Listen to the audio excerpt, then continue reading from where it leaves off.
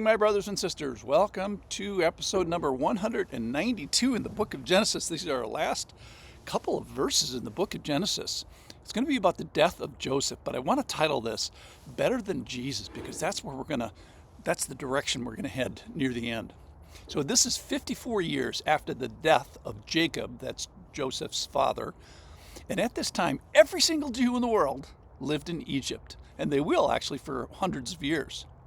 So I'm going to pick up the story in Genesis chapter 50, the last chapter of the book of Genesis, in verse 22.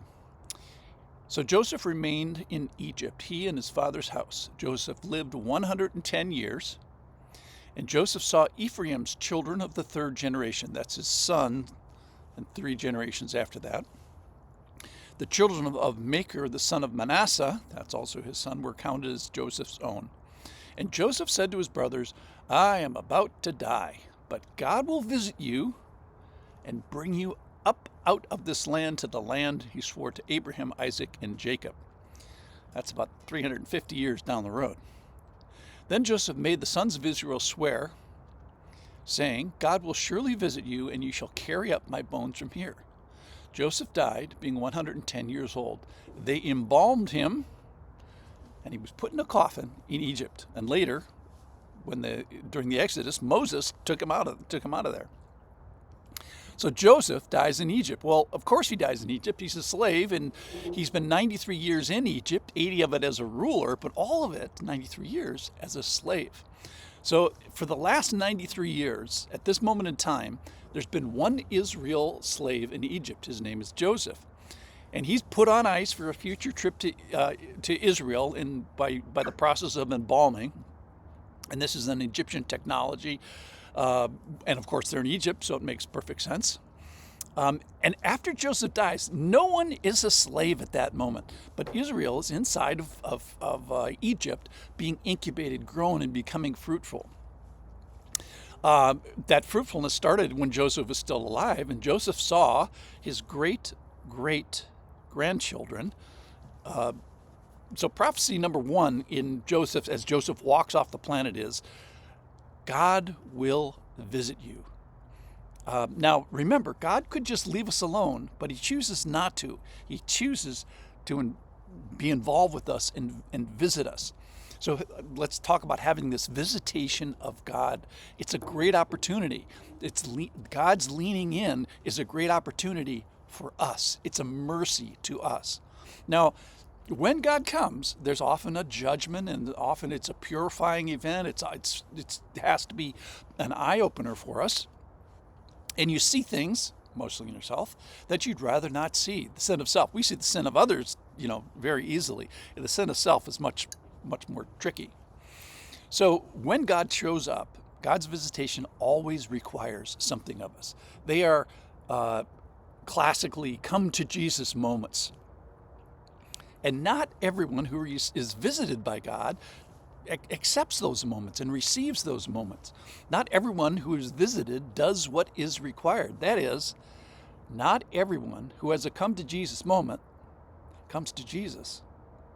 So the book of Revelation and the Pharisees, the Bible is full of people who know that God is there, who know that God has visited us, that understand everything about this, and yet won't receive him as Lord, won't receive him as King, won't receive him as sovereign.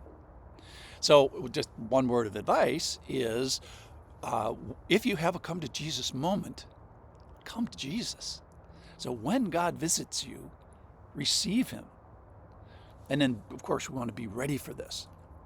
Now, oftentimes, the visit will be in circumstances we do not prefer.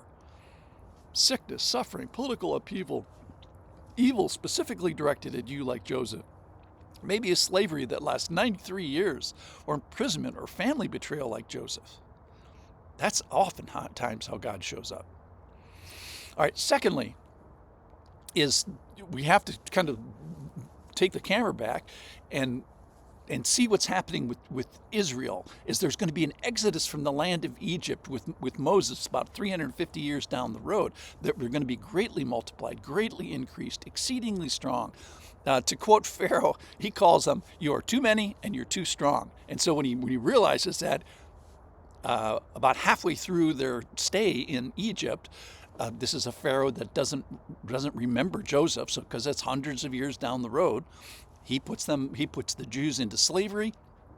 And it's that from there that this exodus out by the proclamation of God and demonstration of God happens with the 10 plagues, etc.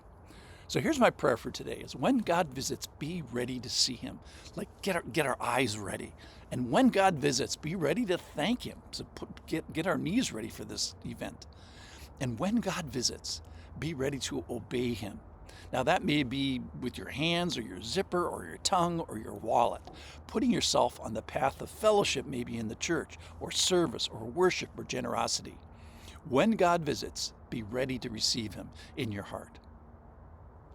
Then the visitation of God becomes the habitation of God. So I just want to contrast the Old Testament and the New Testament with regards to his Spirit, because I think it's an encouragement to us. We have a great advantage over Old Testament people because the presence of God, the Spirit of God, the visitation of God was much more of like a surgical strike thing, an on and off thing. But the Spirit would be put on and then taken away and removed. The Holy Spirit has advantaged us significantly compared to the people of God at that time. So now he comes to stay, to dwell, to make his home with us. I still think there's a place for increased awareness of the Spirit, of being with me, the walking in the Spirit, the keeping in the step of the Spirit. I'm reminded of one of my favorite, I just laughed and screamed when I read this the first time in John 16:7, where Jesus is at the Last Supper, near the end of his life. He's going to be crucified the next day. And he says, "Nevertheless, I tell you to the disciples, I tell you the truth. It is to your advantage that I go away." What? It's like, "For if I do not go away, the helper will not come to you. But if I go, I will send him to you.